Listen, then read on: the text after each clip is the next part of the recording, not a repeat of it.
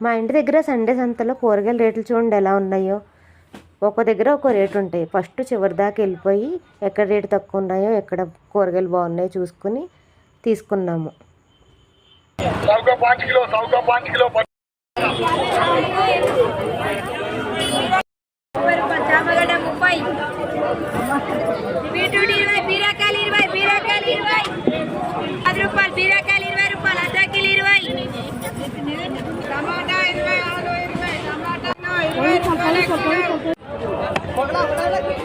వీళ్ళ దూరంగా ఉంటుంది.